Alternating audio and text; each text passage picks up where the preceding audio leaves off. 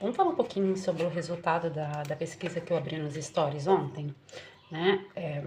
Eu perguntei nos stories se vocês também no Brasil têm a percepção de que tá muito caro fazer compras no supermercado, né?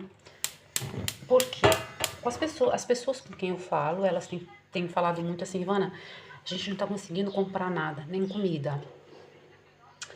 E o que eu quero falar com vocês, gente, aqui na Itália a gente também tá perdendo o poder de compra, né? Só para dar um exemplo para vocês. Nós somos uma família de 3 pessoas, 2 adultos e uma criança.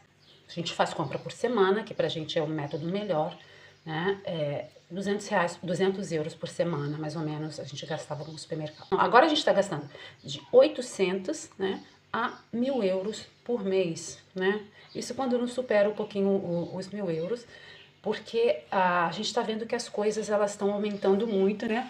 A quantidade tá diminuindo, mas as coisas estão aumentando, né? E aí o que a gente faz, né? A gente conhece a Itália pela culinária, né, pobre, né, poucos ingredientes, eles têm esse dom de fazer pratos maravilhosos usando poucas coisas, mas a gente faz o quê, né?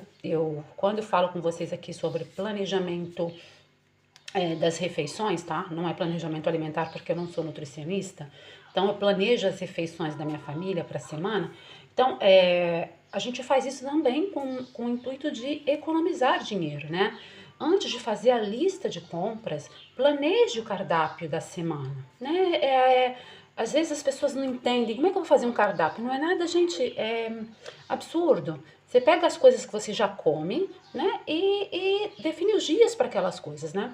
Por exemplo, na segunda-feira, café da manhã, leite com biscoito, né? O almoço, um prato de pasta com um pouco de queijo ralado, né? A merenda da criança, come uma focaccia com um suquinho. O jantar, 100 gramas de carne com legumes ou com verduras e 50 gramas de pão. Então a gente vai estruturando, né, o cardápio para a semana toda e só depois de ter estruturado o cardápio semanal é que a gente vai para a lista de compras, né? E antes de ir para a lista de compras, a gente vê em casa o que a gente já tem, né? E que não precisa comprar, não precisa repetir, porque às vezes você compra coisa que você não usa, né? Às vezes eu fico pensando na minha mãe quando a gente era pequena, a gente ia no mercado com ela tinha uma lista gigante, ela comprava 10 quilos de açúcar, 10 quilos de arroz, 5 quilos de feijão, né? E a gente acabava comendo às vezes sempre as mesmas coisas, porque não tinha um cardápio estruturado. Então, e gastava muito também, né?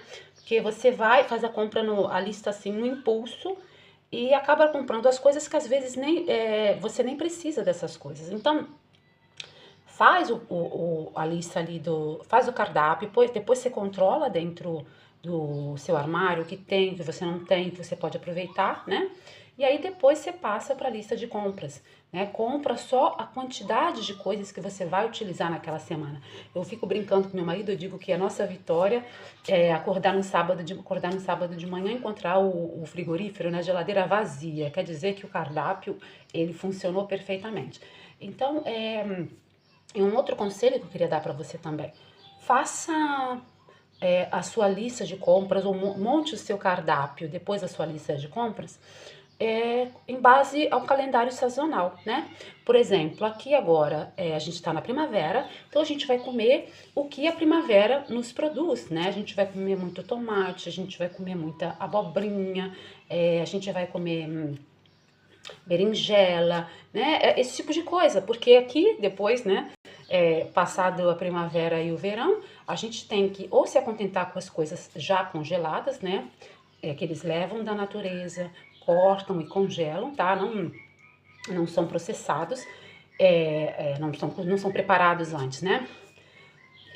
Ou a gente come aquilo que a estação oferece pra gente, né? Por exemplo, no outono a gente vai comer abóbora. Em dezembro é um pouco mais chatinho, né? Porque faz frio, então a gente passa a comer muita comida, muita verdura já congelada.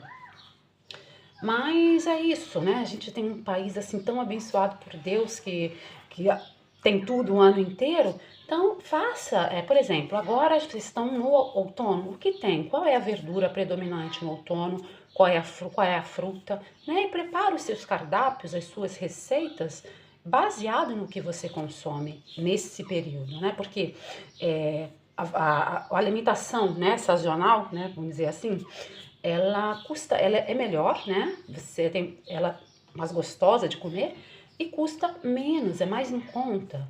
Então, faça isso, tá bom?